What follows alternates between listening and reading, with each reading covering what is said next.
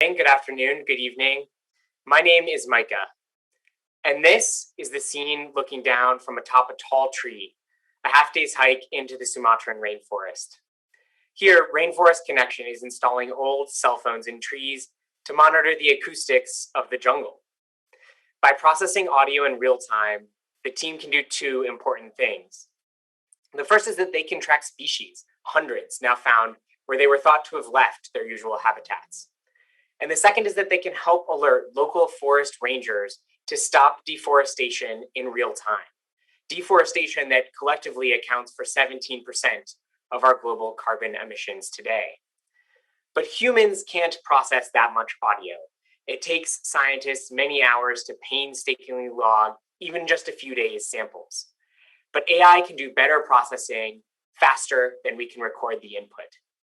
It is this transformational possibility that we're here to talk about today. My goal is that you walk away with two things today, whether you're a nonprofit funder, a nonprofit, a social enterprise, a university, a student. I want you to come away with two things. The first is the confidence to evaluate a potential application of AI for social good.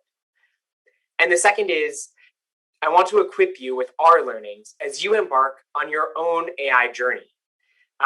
So that you can add them to your learnings, build on top of them, share them back with us, and push us all forward. So to get there, first, we'll spend about 3 minutes together to make sure we're on the same page about what AI means when we use that term. Then I'll share 5 stories from our work, each with a lesson that we've learned from it. That'll be most of our time together. And then we'll use those lessons to spur a conversation that I hope you'll take up after this session immediately in Q&A and long into the future, taking stock of where we're headed and what's needed now more urgently than ever.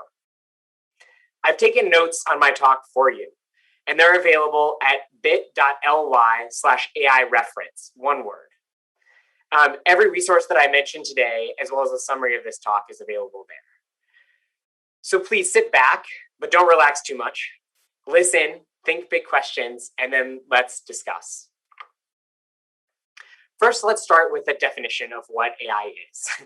AI, as I think you all know, means artificial intelligence, the science of making machines that seem intelligent. And it has a subfield called machine learning. And machine learning refers to the process of scanning lots of examples to find trends and patterns. And there's a subfield of machine learning called deep learning, which is one specific methodology of machine learning. And it uses neural networks to mimic the way that the human brain is wired. And it's particularly efficient at handling enormous amounts of data. So you see all these terms and hear them right around. For the purposes of this talk, please know that we'll use AI and ML relatively interchangeably, and that most times when we say AI, we really mean ML. And again, what we mean by ML is just a subfield of AI, the process of scanning lots of examples to find trends and patterns. But how is AI different from whatever we used to do?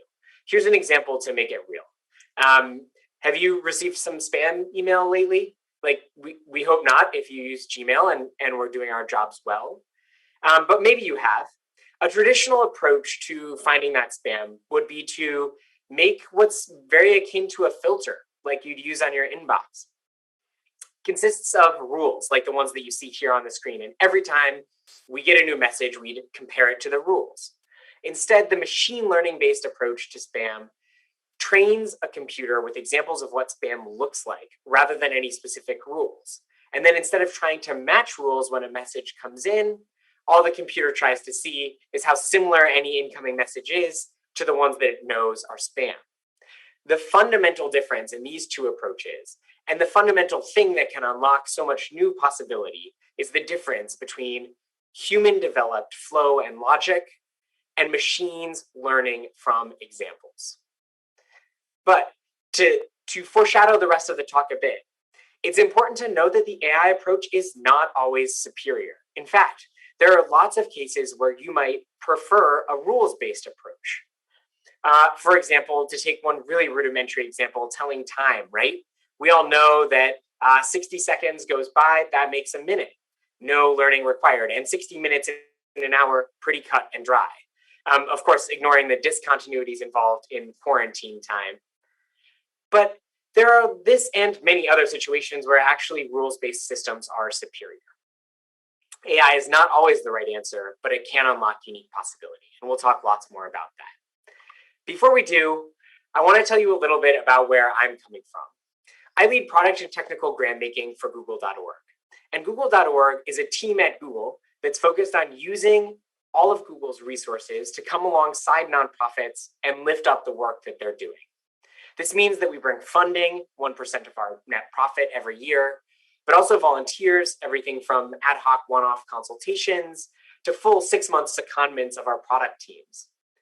And it means we bring our technology, like our productivity and AI tools. And we bring all of those together and we work alongside nonprofits. Looking just at our AI for good work, we've been at this for a while. We made our first investments in AI for good in 2014, if not earlier, long before this was part of the mainstream conversation. And since then, we've evaluated nearly 3,000 different applications of AI for social good. We've funded more than $60 million in grants supporting AI for good, and well over 200 Googlers have been personally involved in helping nonprofits bring these projects to life. And it is on the basis of that experience that I'd like to offer you 5 lessons today. We'll go through each in turn with an example. And then in Q&A, I'd love to hear yours. What have you learned? What are you wondering about? What do you think we need more of?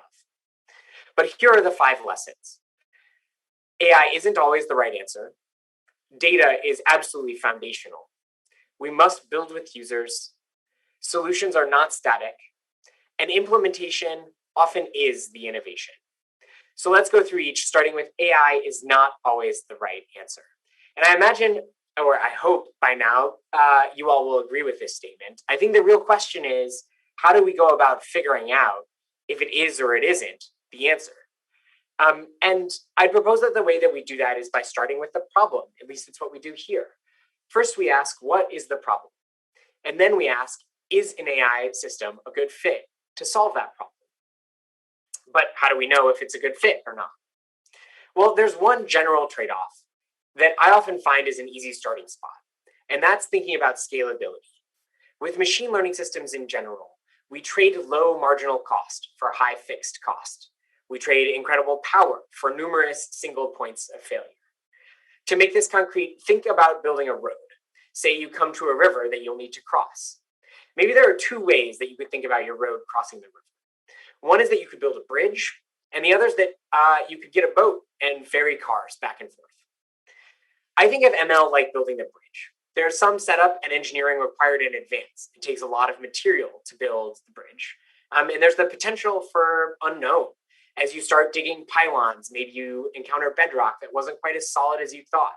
Maybe you need to build a really high bridge because sometimes there are large boats that need to pass under it. Versus running a ferry, which is pretty cheap to set up and really flexible. You can drive the ferry around any obstacle that happens to show up in the river on any given day, and you don't need to know a lot about the river to drive the ferry across it. But the ferry is cheap and flexible, but it's not scalable. It comes at a high cost per car. Like maybe you can move 5 cars at a time. And because you need to hire a ferry driver, you can only really offer ferry service between 8 a.m. and 5 p.m. Monday through Saturday. And if you need to get across on Sunday, you'd probably have to drive the long way around. On the flip side, the bridge, while it's expensive and somewhat complicated to build, at the end of the day, it provides an enormous sense of availability and scale.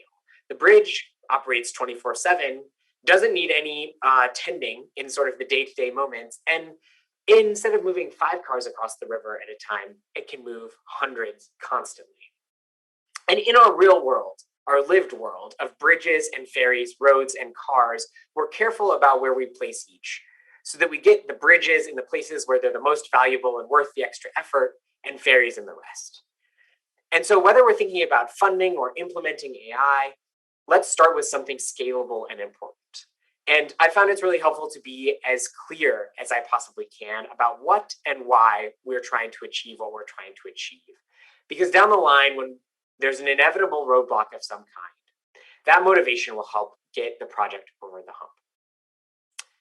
But scalability is just one of a few criteria we often consider when we're thinking about whether AI is a good fit. Here are the other three. The first is impact. Is this something that AI can do well? Is there a differential advantage here? Just like where we started with rainforest connection, it unlocked something fundamentally, some fundamental new possibility for us.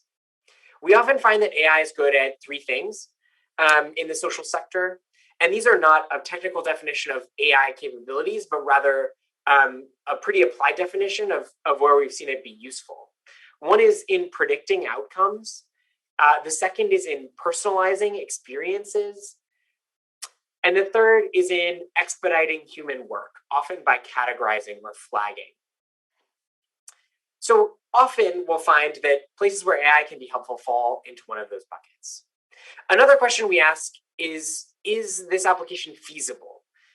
Do we have or can we reasonably get the right quality and quantity of data that we'll need? And how about talent? Do we have or can we reasonably get the right sorts of not only technical, but also product or data science talent to be able to bring this idea to life? And then finally, can we take on this issue responsibly? Can we build with and alongside our users? What privacy issues should we be thinking about? And where there's inevitable bias, do we have good options to be able to mitigate it? And we'll talk a lot more about some of these other characteristics. You'll see them show up in the lessons to come. And putting all of these together, applying this framework out onto the world. We just published last week some research with our friends at ID Insight that looked across 120 different potential use cases of AI. And it looked at those four sort of criteria for potential impact. And we surfaced three different areas where we think there's an enormous amount of untapped potential to implement AI for good. And those are point of care diagnostic tools for low resource medical systems.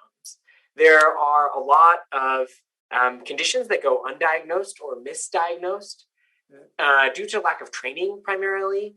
There was even a simulation that's referenced in this article that if you were to improve the amount of resources available to a healthcare system, a low resource healthcare system, in the near term, actually, outcomes wouldn't really improve. Often we're up against this diagnosis training issue. So what if there were machine learning tools that could help physicians make better diagnoses? We also saw communication tools to support marginalized communities and languages as a key area of opportunity. AI and ML can do great work in translating between languages, for example, but also in translating between means of communication, like speech to text and vice versa. And this can unlock the resources of the internet for people that might not be able to read, or for whom the internet might be largely written in a language that they have no familiarity with. And finally, agricultural yield prediction for smallholder farmers. Smallholder farmers make up an enormous percentage of the jobs in the world. And they're up against like a tremendously difficult problem dealing with pests and irrigation and lots of other things. And there's actually already a lot of data here. And so there's a tremendous opportunity to be able to help AI, to have AI help them make better. So you'll hear a bit more about, in particular, that last one as we work through some of these examples. That was a lot on the first lesson. AI is not always the right answer. But I hope that gives you some grounding in how we think at google.org about making these sorts of trade-offs and decisions about where AI is a good and worthwhile investment. Let's move on to our second lesson, which is that data is foundational. I think there are two different parts to this lesson. The first is that you need good data, and the second is that good data is a network good. So let's break that down, take each piece in turn. Good data. You might have heard the phrase garbage in, garbage out. Good data is often the key to an effective AI system. And I think about 3 R's of data. We need data that are robust, that are relevant, and that are representative. Robust. Your data must exist in sufficient quality and quantity, or you'll need to create them. Not only must they exist, but they must be relevant to the problem you're trying to solve. And often that means they also must be relatively recent. Things tend to change over time. And you'll want a way to keep them updated going forward. And finally, they must be representative. Without intervention, AI systems can simply replicate the bias that exists in our world as modeled by the bias in the data that we already have. So from the outset, you want to make a conscious effort to ensure you're pulling in representative data. Generally, more and more representative data give us better outcomes. We've worked with Pennsylvania State University here in the US to build a landslide prediction system. And when we funded them to build the system, they started by training it only on US data because it was the most easily available. And they thought landslides can't look that different. Like, let's go out and try and apply this system some other places in the world. It didn't work very well until they retrained the model using a much more global data set. And in fact, retraining the model using a global data set improved outcomes for everyone, for all users of the model. And we find this is not an uncommon situation. More representative data often yields better outcomes. But that good data isn't distributed equally. And so it's important that we proactively try and create that data where it doesn't exist. At Google.org, this is something that we've set ourselves to trying to at least make a small dent in.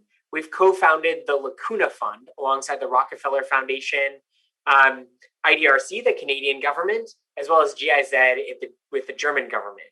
And this initiative serves to fund the creation of open, labeled, learnable data sets for problems that matter to underserved populations all around the world. It's taken on data sets in agriculture, in natural language processing, so being able to enable some of the communication I mentioned earlier, and it's just getting started. I'd encourage you to learn more. This, as well as the article I mentioned in the last lesson, are both available in the resources doc that I referenced at the beginning. That link will come back at the end of the presentation as well. Okay, so good data is not equally distributed, and we should think about how can we help make that less so. But once you have good data, it becomes a networked good. And here I'd like to tell you the story of our grantee, WattTime. They're an organization based in the US, and they set out to understand how clean power was at any given moment. Electrical power, like when you turn on your microwave or your refrigerator. Is it using green energy from a wind turbine or really dirty energy from a coal-fired power plant? And in the US and Europe, there's reasonably good data about this. But in lots of other parts of the world, there isn't. So WattTime's proposition was to use satellite imagery, pictures of coal-fired power plants, to be able to understand whether they were on or off, how much power they were generating at any given time, to then be able to back into an understanding of how green electrical power was at any given moment, anywhere in the world. And this data is useful for consumers like you and I, for people who use fridges and microwaves, but it's also useful all the way up through climate regulators, people like the UN, who think about what is our total greenhouse gas emissions as a species, and how do we need to change the rate of greenhouse gas emissions in order to not superheat our planet. But as WattTime set about doing this, they had a realization, which was power plant data would be pretty useful, but coal-fired power plants represent only a small fraction of total greenhouse gas emissions in the world. And there's some surprising categories in here. In fact, I think cement may represent as much as 9% of all global greenhouse gas emissions. So they got together with a group that's now grown to more than 100 different organizations to pool their data into a consortium called Climate Trace. And Climate Trace is, as far as we know, the world's first comprehensive repository of data on every kind of human-caused greenhouse gas emission there is. They're going to cover, it's something like 95% of human-caused greenhouse gas emissions in real time, everywhere around the world. And you can see the value in that data. Again, whether you are an individual decision maker, an actor in the economy, or you're a regulator setting the path for that economy, or you're an international body trying to create a better climate future for us all, having data on near real time on human-caused emissions is way more valuable than having data on just power plants. And it is this combination of data that can make the whole truly worth more than the sum of the parts. And so we think of data as a key networked good. And we often ask ourselves, have we funded data? Have we funded the right data for this problem? And is there any place where we can encourage our grantees to get together with others in the space to pool at the least their data to be able to create some of this networked good? On to our third lesson, build with users. I swear to fulfill, to the best of my ability, the following covenant. I will respect all people for their integrity and wisdom, understanding they are experts in their own lives, and will gladly share with them all the benefits of my knowledge. That's the beginning of the Oath of Non-Harm for an Age of Big Data, written by Virginia Eubanks in her book, Automating Inequality. And I think this captures the spirit of building with users. We want to offer the best that we have, the best that AI can bring, but understand that users are the experts in their own lives, and that all that really matters is whether we can deliver a solution that will be effective for them. Wadhwani AI, another one of our grantees' work, has truly embodied this approach, and they've taught us a lot of what we know about what this looks like in the field. Wadhwani AI set out to solve the problem of, surprise, pests for smallholder farmers in Western India. More than 1 billion people live in smallholder farms worldwide, and many of them struggle with avoidable pest damage, which some years can wipe out as much as 50% of their crop. Currently, the primary form of pest tracking and management relies on semi-skilled workers who go and look at pests, take field photos, send them off to universities who then analyze the photos and provide information back to farmers via university extension services about what sorts of pesticides they should apply and when they should apply them. But your head might have spun a little bit as I described that. It's a long process, and it often happens too little, too late. These universities have lots going on. This is another case also where data becomes a networked good. It's easy to imagine how one farmer's data, while valuable to that farmer, becomes a whole lot more valuable if you can aggregate it across the equivalent of a county, a riding, a state, to be able to detect outbreaks much earlier than any individual farmer would be able to. So Wadhwani AI built an automated pest detection system. And this allows farmers to take pictures on their phones and instantly receive an understanding of what sort of pest it is and what sort of mitigative action they might want to take. But from their fieldwork with users, they quickly realized that instantly turned out to be a key part of the value they delivered. And as they sat with users on their farms trying out this application, they saw it take more than 2 minutes to upload many individual images of pests.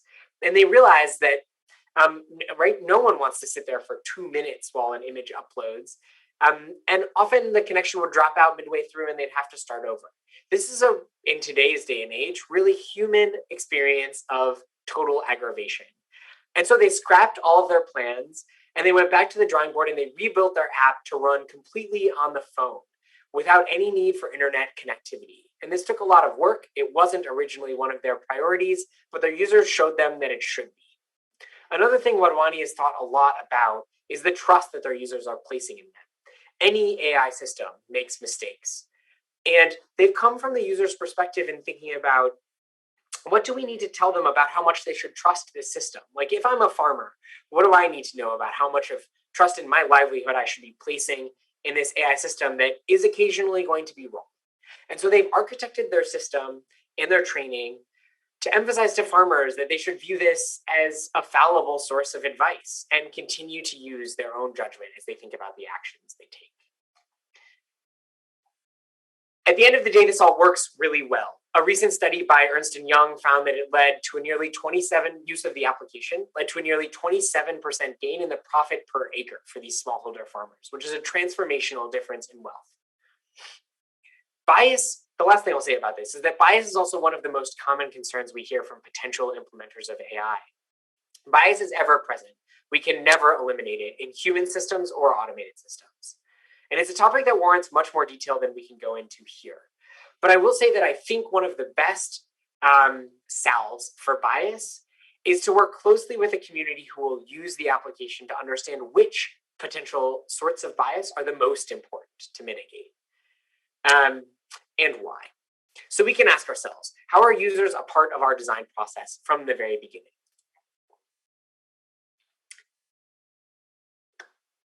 Let's talk about our next lesson. Solutions aren't static. We found that building the solution is only the very first part of the job. Keeping the lights on, continued operation, requires conscientiousness. It requires updating data and retraining models, especially when the circumstances around us are changing really fast, like they did with the recent COVID pandemic.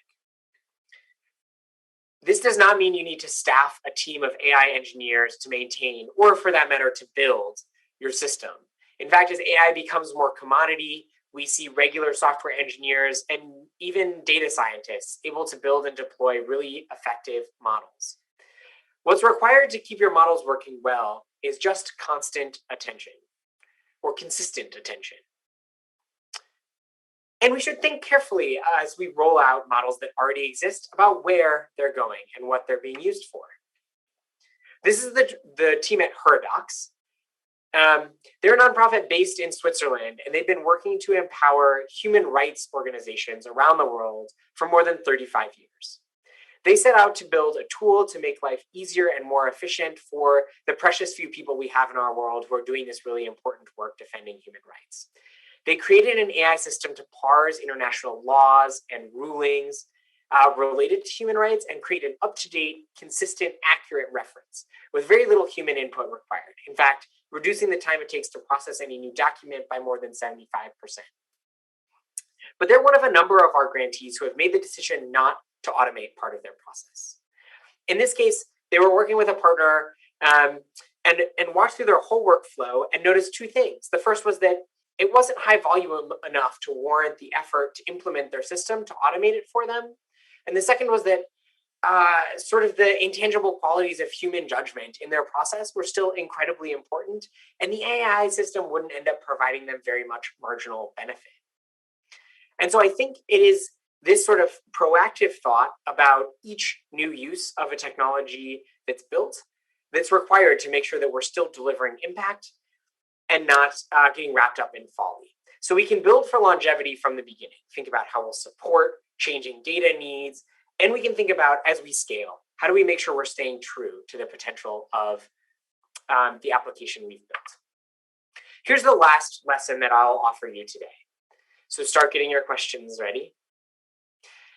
It is often the least sexy things that win the day. After all, the point isn't to do some crazy AI thing unto itself.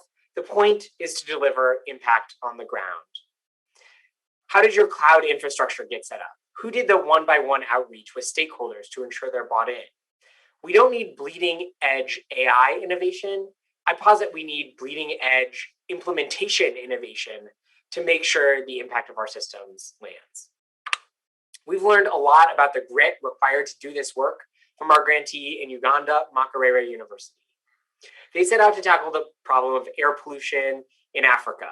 It contributes to over 4 million deaths worldwide, air pollution does, and recent studies found that Africa's outdoor air pollution was more deadly than malnutrition, dirty water, or poor sanitation. And continuous monitoring of air quality is the first step to being able to make the air quality situation better.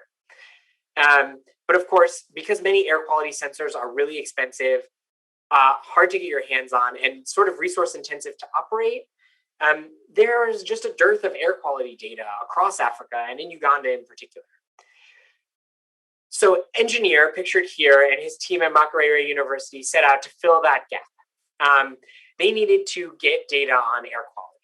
So what they did was they built low-cost air quality sensors. And that was a great feat unto itself. But then they started thinking about how do we maximize the utility of these air quality sensors? And they realized that maybe one of the best ways to get data all around the city every day was to strap their air quality sensors to bodas, to motorcycles that ply the streets of Kampala every day, in almost every nook and cranny of the city. And so they did just that. They created these mobile air quality monitoring networks based on Bodas equipped with these air quality sensors that are now monitoring pollution across Kampala.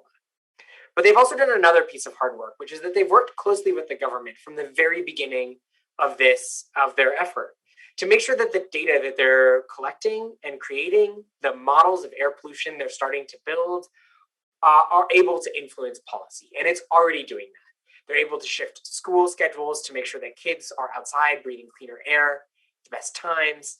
And they're starting to think about traffic changes that they might make to help mitigate some of the worst pollution that this system has uncovered.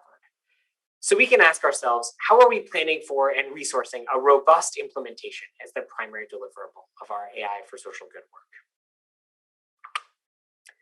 So much of what I've just talked about in these 5 lessons reflects values and challenges that I think we've faced in the social sector for many years. But my hope is that AI will give us a new opportunity to come together and to derive even more value from the potential to share in both the problems and the solutions. Thank you so much for joining me today. I'd love to connect with you to continue the conversation. My details are below, as well as on the reference sheet that I've linked here once again. And I'd love to hear your questions, reflections, and your own lessons now in a question and answer. And I think Francis from the Funmetric team is here to help us moderate just that. Thanks once again. Perfect. So I hear from Francis, just in case everyone hasn't heard that if you can leave your questions in the chat, Francis will read them out so everyone can hear them. And then I'm looking forward to being able to engaging in a discussion with all of you. Great. Yeah, the question was, any thoughts on no-code powered ML solutions? And yes, definitely. I think they're a super exciting frontier. I think, in terms of building new ML models, like Google has AutoML, for example, I think the crux of this is that, I think we're not quite there yet. But I think when we get there, it's going to be really exciting. I think we're seeing the shift, right? 5 years ago, I would have said we needed AI engineering talent to be building AI systems. Now, I think almost any software engineer can easily implement AI systems, in particular using some of these lower code systems that exist. And I think we are starting to get to the spot where there are no code solutions that are robust, flexible enough, and where there's a generalized enough knowledge about a lot of the other ancillary pieces that need to come together to make AI systems work well. So for example, I think even in a completely no-code model building world, we'll still need data scientists to help clean and understand potential bias in the data we're feeding into the system. And I think we'll still need folks like product managers to connect the sort of business or solution needs with the AI tools that are being built. I think even if you have a no-code AI model, there's often a lot of advantage in having code that sits around it. So I think there will remain more general engineering. So I think 2 things. I think it's very exciting because I think it will open up the doors for more people to be able to use these systems. But I think it's really important that we recognize that it is a path to sort of even a no-code AI solution is a path to lowering the amount of technical work and effort and skill required to successfully implement AI, but it is not a panacea. And it does not mean that we should begin to undervalue the importance of all of these sort of ancillary roles. Thanks for the question, Phil. Yeah, totally. I think the most important lesson I've learned, maybe I'll give you 2 quick ones. I think the first most important lesson I continue to relearn, I don't think I've finished learning these lessons, is that human connection is one of the most important pieces of driving any kind of forward progress. And that we're all still monkeys at the end of the day. And that connecting with the people around us, especially as we go to build complex solutions like AI, is one of the most important things. An example of how I recently relearned this was just prior to COVID. I was in India working on a flood forecasting alerting system for rural communities. And we had already generated these AI-powered alerts that can come days in advance of a flood and tell you almost precisely where it will flood. And what we were working on is how we get those alerts out to people in rural communities who might not have cell phones or otherwise be able to access those alerts. And we didn't make any forward progress on this project until We managed to go there in person and connect with the team as humans and individuals, understand their concerns, and then we were able to unlock a lot of forward progress. So I think connecting as people. And relatedly, I think the second lesson I continue to relearn is just the humbleness that's required in this work. I really don't know, despite the fact that I've just shared 5 lessons that from this AI work, the team at google.org and I really don't know so much of what's required to solve so many of the problems. What we do know is a lot about AI systems and how they work and how they might be effective, but sort of the humble deference that's required, and reminding myself of that every day when I want to cut to the solution, or when I start thinking in the back of my mind that I know what the answer looks like, being able to consistently remind myself that I don't, but other people who are closer to the problem probably do. Thanks for the question. Thanks, Keegan. The question is, what's the most important misconception about AI? And I think that's a great one. I think there are many, but maybe one of the largest that we see pop up often is that I think that AI is something completely radically different from what we've done. I think, as I've just described to you, AI it's a means of unlocking a lot of new possibility in our world. It is, in many ways, a refinement of computational techniques that have been used since the very first computers existed 100 years ago. But it is not a radical departure from the way that we've used tech to solve social problems. And so I think it's important that we have a really keen eye on issues of bias and issues of explainability and a lot of the other common problems we encounter here.